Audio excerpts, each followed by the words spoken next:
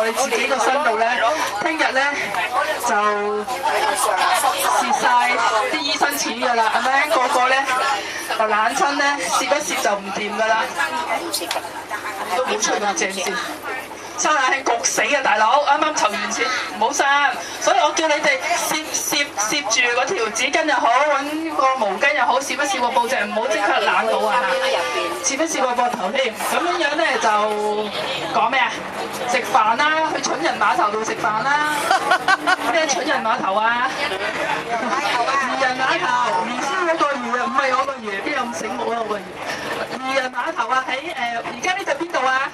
呢個黃埔花園咯。嚇？呢度咪黃埔？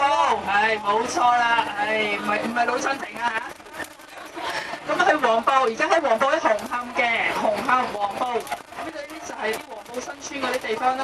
咁啊去一個叫漁人碼頭入邊嗰間叫做海逸皇宮係咪啊？係啊。大酒樓。咁樣咧嗰度咧就之前大家好多都去過㗎啦，因為嗰度搞咩啊？搞多活動啊！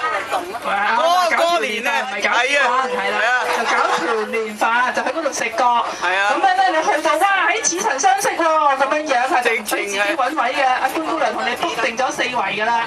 我5圍有講少咗5圍啦。咁啊，每一圍咧就坐滿咁滯㗎啦，咁滯。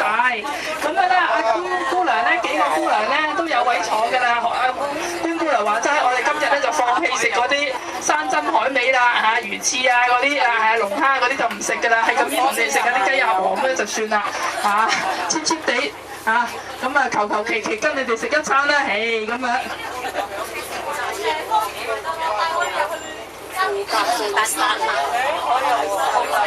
喺數啦咩？我唔識㗎喎，點解喺邊度啊？呢度咪就係咯。